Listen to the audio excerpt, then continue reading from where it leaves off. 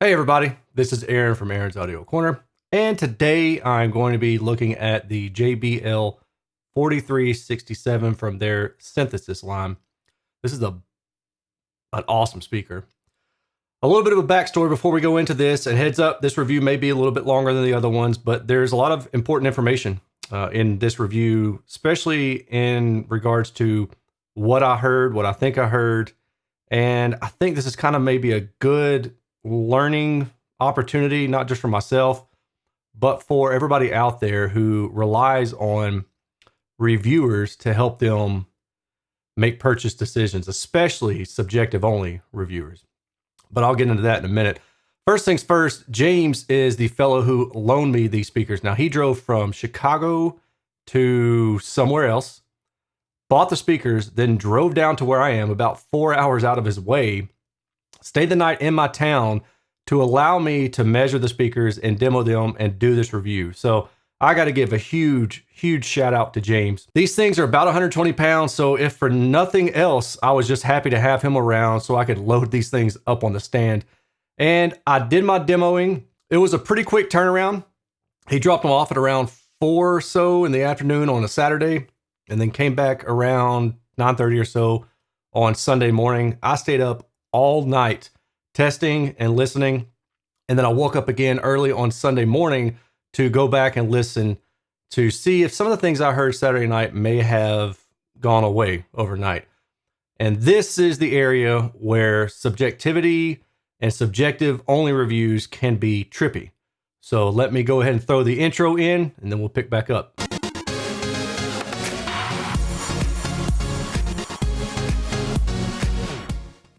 When I demo these speakers, I demo using the same music I normally do. Power was via the Parasound Hint 6, which has plenty of power for these speakers.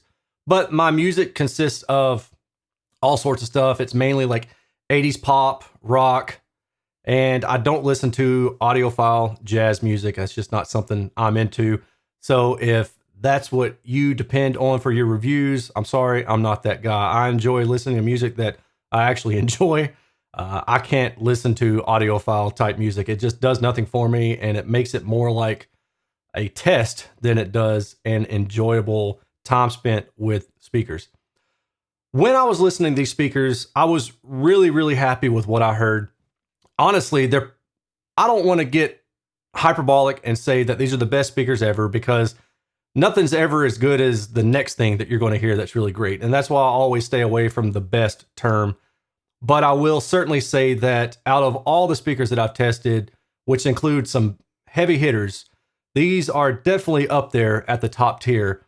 And I'm kind of surprised. Honestly, I didn't expect to like them as much. I mean, my listening is sighted, right? So I know what I'm listening to. I'm in charge of what I'm listening to and how I'm listening to it.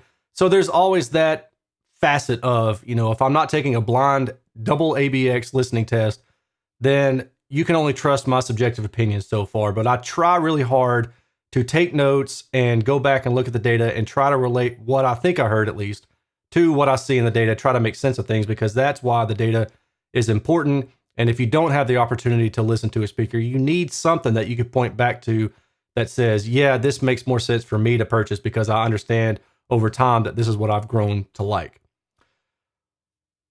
The Cars Magic. Now, this is a track that I always use because I just love the song. It's got a great kick drum, a great bass line, and just a great groove to it.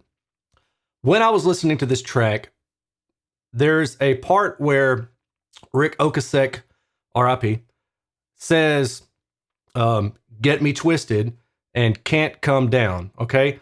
When I heard the second verse and I heard get, it was a, and when I heard can't and come, it was a hard sound to it.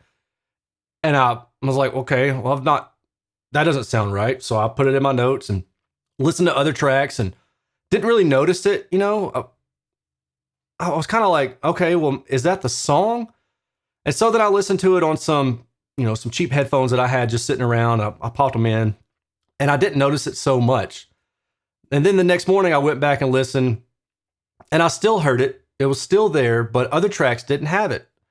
And I've not heard it to that degree in any of the other systems that I've ever listened to, it's never stood out like that. And I thought, well, why is it standing out now? Right? Like, is it the song? So what I did was I went and pulled up Audacity, and through some trial and error, I was able to determine that it's actually in the song, and it's right around the 5 to 6 kilohertz mark. So what I did was I went and started looking through the data, and I didn't see anything in the data that stood out in that area. And I thought, well, why am I hearing it? But when I got to the estimated in-room response, there's a little bit of a wiggle that kind of stands out. And I thought, is that enough to have made it stand out in the song more than I've heard it in other speakers? So I went back. I've got a plethora of speakers around here, and I went back and set the other speakers up, and then I started hearing it in every other set of speakers that I listened to. So the subjective side of things, this is where some of that can fall flat on its face. And while I really believe it's good to have the data, is because if I had just listened to the speaker and not taking the time to go back and look at the data and check myself, and then that cued me to think, okay, well, it's probably in the song. Let me go check the song itself. All of that would have ultimately wound up in me saying, this speaker is doing this thing, I didn't like it, and for that reason, I can't recommend it, right? Or that would be a worst case example, but something along those lines. And that's the problem with subjective only reviews. If you are a good subjective reviewer, then you will do due diligence. So, and here's the other thing too. People say or pretend like they've got golden ears, and they would say, well, I've heard that in every other track. Odds are you probably haven't. At some point, I can guarantee you in your listening, life, that you probably heard something that stood out in a speaker and you didn't notice it before. How many times have you read those audiophile quotes? I've never noticed that before, right? And then you go and listen for it and you think, oh, I've never noticed that before, but you heard it on your speakers that aren't supposed to be anywhere near as good as the speakers that were being reviewed by some audiophile type. And I don't mean that in a negative way, but I can't think of another way to describe it. But then you notice it from then on, right? So hopefully you catch my drift of really what I'm trying to put down here is this stuff is a really slippery slope, and you can't just rely on one audition if you're trying to tell people things about what to purchase. And this is why I really believe that data is very, very useful, because I can look at the data from the speaker, I can measure the in-room response if I want to, and I can identify areas by also pulling up the song in Audacity, narrowing it down, and looking at the spectrum response of it, and actually see what is on the song itself and what frequency those problem areas are occurring. That's the long way of saying that for some reason it stood out in the speaker a little bit more, but once I heard it with this speaker and went back and listened to other speakers, I heard it in all of them too. So I don't know what it was. Maybe it was just the tea I drank that day. Maybe it was my mood. I have no idea. When I woke up the next morning, it was still there, but it wasn't maybe as prominent. So these are subjective reviews. These are really pitfalls of subjective only reviews. So I'm going to leave that alone. I'm going to move on to the next thing. So the thing that I really liked about the speaker and I found interesting was that I'm not going to say it sounded real. I don't want to do that kind of thing, but it just sounded really good. And so I thought, well, what does it sound like if I move to the other seat? So I moved on to this seat and I lost a sense of air in the soundstage. And I thought, well, that's interesting. And when I pull up the data, you can actually see what's happening in the frequency responses above 7 or 8 kilohertz. The response drops off. Now, what that makes me wonder is, and it also narrows up, but what that makes me wonder is, if I hear another set of speakers that happen to have a roll off and the same directivity increase, or same directivity profile, I should say, at that frequency, would I like those speakers too? Would it have that same sound characteristic? Now, some people might call that warm. That's fine. Generally, warm to me means a boosted mid-range. And relative to the high frequency, yes, the mid-range would therefore be boosted simply because the high frequency, the upper high frequency, is rolled off more. But I don't necessarily call that warm. I just call that a rolled off high frequency. And that's kind of what it is, and that's what it sounded like to me. But I can't help but wonder, is that what gave it that characteristic of sound that I really liked about the speaker. So overall, in timbre and tonality, I really like the speaker. I mean, it's a super expensive speaker too. It's like $8,250, and that's just for one speaker. So you're looking at $16,500 for a pair. So dadgummit right, they better sound good. And it does have some bass and treble tweak control, and you can adjust it up to, I think, maybe like plus or minus 1 or 2 dB, something like that. So you can adjust to taste. I don't know that you necessarily would want to or need to, but it's there in case you do. Another thing about the speaker is there's a lot less room involvement with this speaker than there is with smaller speakers. Number one, because the woofer on this is a 15-inch woofer, which means that it's going to become more narrow in frequency at a lower frequency than something like a speaker that has a 6-inch woofer. For example, a 6-inch woofer starts to beam at, give or take, about 1,000 hertz or so, whereas a 15-inch woofer starts to beam, I think, somewhere around 400 hertz. I'd have to do the math, but it's something like that. So you can kind of see that the radiation pattern for a 6-inch woofer is much broader to a higher frequency than it's going to be for a 15-inch woofer. It also helps that the ports on the speaker are in the front. So that means that there's even less sound radiated toward the back, because normally ports are put on the back of a speaker. The high frequency on the speaker with their waveguide design, and you'll have all the specs. I'll have it in my review if you want to go check out the exact drivers. But to me, the end package is really what matters. And the high frequency of this, very, very well controlled dispersion. So it basically flattens off in the directivity. And what that means is, as you transition from the mid-bass, mid-woofer 15-inch to the crossover point at 700 hertz, where the horn driver and compression driver are located in frequency, then the response stays pretty constant. So you don't have to worry about the sound stage shifting or anything like that, because you've gone from narrow in frequency all of a sudden again to wide in frequency at the crossover region. They do a very good job of controlling the dispersion for the speaker, not just in the horn itself, but also in that crossover region. Now, I did test this speaker with the microphone at the tweeter, and I played around with the adjustment for that. I think audibly, it sounded like the best position was maybe just a little bit below the tweeter. And we'll look at the data and see if we can see that in the vertical response. It may be in there. Honestly, it's been so long since I've looked. It's been a week, and I forget things that happened yesterday. So when I say it's been so long and it's been a week, that's not an exaggeration to my memory. But yeah, it sounded a little bit better if I got just a smidge below the tweeter line.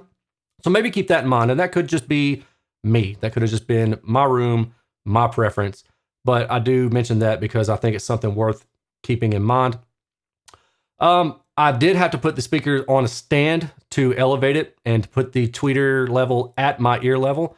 Otherwise, it would have been too low. Now, this is a big speaker, but it's about, I think, 36 or 37 inches in height. So that means if you set it directly onto the floor, then it's going to be below ear level. You will want to raise it up closer to ear level. And that's really it for kind of the subjective notes that I had for my takeaway in this listen. Again, honestly, if I had the money today, I truly, really and truly think that I would go out and buy 3 of these, right? And I mean, you're talking bukus of money that I'm never going to be to that level. But if I could, that's what I would like to do. And I would like to go with, shoot me, I would love to go with some Macintosh amplifiers just to fill it out. I know some people don't like Macintosh amplifiers. I don't care. I do. I think they look awesome. And I'm sure they sound just as fine, right? Like, I'm not worried about they'd sound one way or another. I'm sure they sound fine. And to me, that will kind of be the pinnacle of audio, is having like an awesome retro throwback design like this, but with current technology that sounds really good, with a Macintosh, big bad boy Macintosh amplifier, like a 1.25 kilowatt. If Macintosh ever happens to see this and you guys want to hook me up, let me know. I'm kidding, but I'm not really kidding. So let's go ahead. Let's start going through the review. All this data is going to be available on my website, which is aaronsaudiocorner.com. The link to it will be below, but I'm going to try to just mainly hit the highlights for now. And if you want to go back on your own time, you can do that. I'll throw a link up here in the card that shows you how to read the measurements. All the data that you're about to see was gathered using Klippel's near-field scanner. This is a state-of-the-art measurement device that will allow you to get anechoic data better than an anechoic chamber. Now, this is mind blowing, and I can do all this in my garage. If you are a manufacturer, you need to own one of these. First things first is the CEA 2034. Gosh, I'll about butcher that. 2034 data measurement set. And what we're looking for here is just the overall performance of the speaker on axis and off axis. As you can see, the response on axis is, almost dead flat. It's really good. It's got a couple peaks and dips going around through here. Now, remember, the crossover region is 700 hertz. So if you follow that listening window, you can see that the listening window tracks the on-axis response very, very well. And the only deviant seems to be right around this crossover region, which I'm totally okay with because it's very, very minor. And you got to think you're mating a 15-inch to a big compression driver. So for it to be this minimal, I think that's really good. And then if you go higher in frequency, you can see that the off-axis response is starting to narrow up. And you can tell that just because you know that the listening window is plus or minus 30 degrees off to the side, and the vertical response isn't going to factor in at this high of a frequency. This is all horizontal response. So yeah, that's what this tells you. The other thing is the early reflections directivity index, which is down here. Now we see a pretty big delta right through here. And that again is the crossover region. And that's really driven by the vertical response window. So there's a gap in the vertical response as you go off axis. And we'll see that in the vertical response data below. But if you break it out into the horizontal response only, this actually smooths right out, and you will see that again in a little bit. Now also notice that the directivity is just increasing ever so slightly into the higher frequencies, and then right around here it becomes a little bit more constant at the very, very high frequencies. And if you go back and look up here at the early reflections response, you can see that it's kind of flat through here, and then it just starts dropping off. And this really is what I think I was hearing in my room. I'll take this and we'll go down to the next graphic. The estimated in-room response. Look how smooth this trend line is through here, except for, again, this 700 hertz region, which is right around the crossover. Hey, I'm okay with that, considering everything else that you get out of the speaker. But then right up here, you've got two things going on. First off is this drop in response to the high frequency.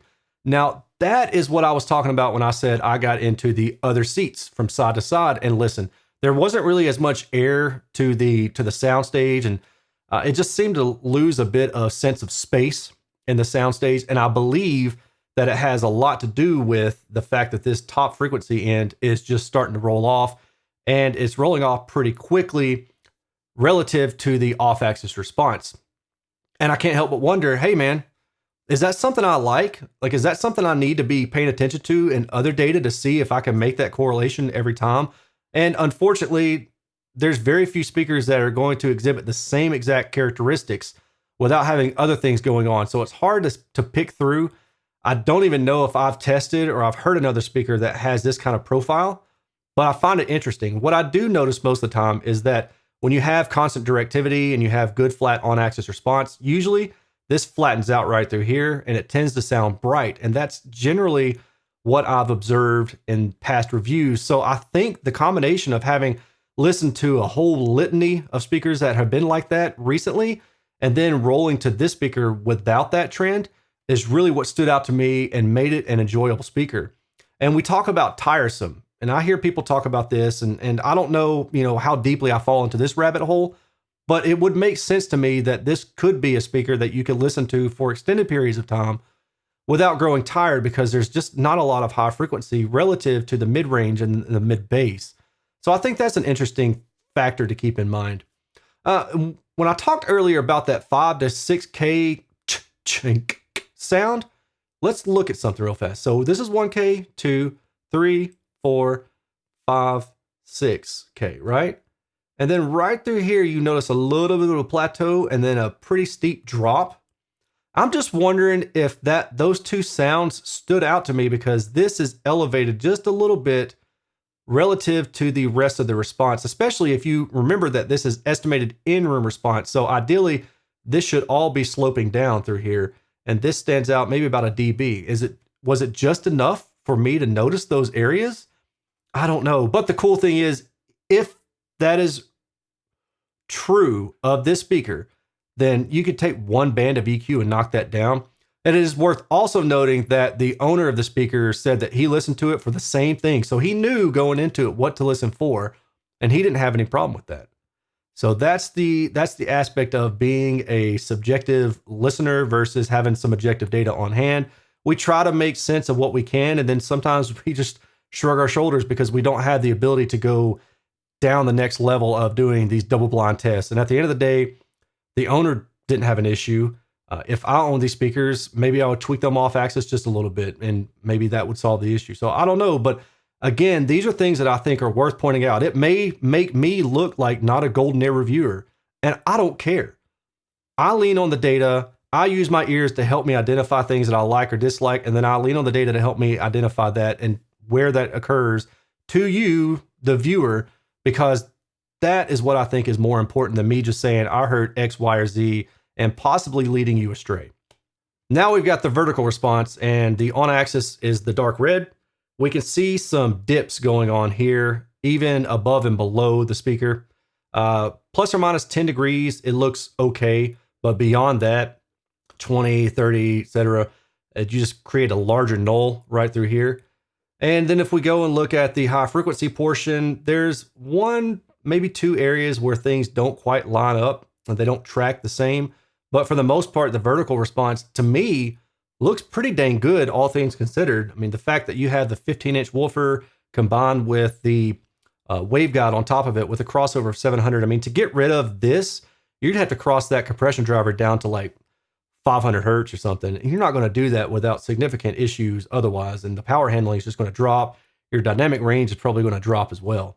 Now, we've got to look at the horizontal response, and the red shows us where the largest SPL level is. And we can see from about 200 to about, 800 or so, you're at about plus or minus 20 degrees. Then you dip in at the crossover region, you come back out, and you go out to about as wide as, maybe 50, almost 50 degrees. And then you narrow up again. So this is a really unique sound profile that I find interesting. And I find it particularly interesting because you get wide out here relative to this particular region. Now, ideally, you have a sound profile that's more consistent. And if we were to draw maybe an imaginary line through here, you would be within about plus or minus 35 degrees through some of this frequency range. But again, you're kind of narrowing up right through this area where the 15-inch is starting to beam. But once you get beyond that, you've got good controlled directivity. So you can EQ this response to your own desires, really, and pretty much tell the speaker to do what you want to do. The other interesting thing that I find really cool, or interesting, I guess is really the better word, is look how little energy there is spread back here. Now, earlier I talked about this having a 15-inch woofer and how that meant that less energy would be sent to the back of the speaker because it starts to narrow up in directivity earlier than something like a 6-inch woofer would. Where a 6-inch woofer would probably show more radiation toward the back of it, this speaker does not have that. So in some ways, the speaker is almost like a cardioid speaker. I'm not saying that it is, but I'm saying in terms of its radiation and looking at this data, in some ways, yeah, because even when the energy is sent to the back. So if you look beyond this 90-degree line that's running right through the middle and look toward the back of the speaker back here, this green and this yellow is at about, 15 to 20 dB down in level relative to the primary wavefront. So I find that very interesting. So now we're going to take a look at the sensitivity and the linearity of the speaker. I show a sensitivity of about 92.6 dB on average, and the on-axis response is pretty dang linear until you get out to here. It's within about plus or minus 1.5 dB, and even the listening window is as well, which I find really remarkable. The Directivity Index down here that I'm showing is the horizontal only, and it's noted by this right here that says horizontal only. And I do that because I'm more interested in how the radiation is sent out into the room on the horizontal axes. And by doing that, you can kind of get an idea of what's going on. Now, remember earlier we saw the early reflections Directivity Index, and it showed a big dip right in the 7 kilohertz area, but that was due to the vertical distance between the compression driver waveguide and the woofer below it. So let's talk about distortion. This is at 86 dB. You're below 1% THD throughout the entire band. For the most part, 1% THD would be negative 40 dB. Let's see what happens when you're at 96 dB. Still, you're below about 1% distortion throughout the entire band. Now, you do have second degree distortion that's ramped up from the compression driver, but this is still low enough in level that I don't think anybody's going to hear it. If you do, Okay. And then this is the compression linearity test. Probably one of the best results that I've seen so far. I don't know if it's the best. I'm guessing the M2 is probably up there as well, but this is certainly one of the best. And it's within about a quarter of a dB from 76 dB to 102 dB, which means that in terms of dynamic range, yeah, you've got plenty of room for this speaker to do its thing. I will say, if you're planning on getting the speaker, make sure you buy it from somewhere that you have a good liberal return policy, such as Audio Advice. And I will have an Audio Advice generic affiliate link below at the bottom. And if you want to buy anything from them, this speaker included, just click that little link and that will take you, that will get me like 3 or 4%, which I still pay tax on at the end of the freaking year, by the way. Oh my gosh. But that helps this channel out. That allows me to be able to do more tests like this, afford to buy gear that I need to do tests and all the other stuff that goes along with running a YouTube channel that you just wouldn't even think about until you're actually doing it. So yeah, if you want to do that, buy amplifier or even buy the speaker, click that link below. Also, if you want to help out, you can join my Patreon, patreon.com/Erin's Audio Corner. It's just another great way to help, help this movement of providing data and providing subjective analysis to go along with that data to help us all better educated. And it's just fun. It's fun being able to talk audio with you guys and girls. So that's really it for this review. I do appreciate you watching. Make sure if you haven't already to hit the like, subscribe, hit the notification bell, all that cool stuff. And I will see y'all on the next one. Take care. Peace.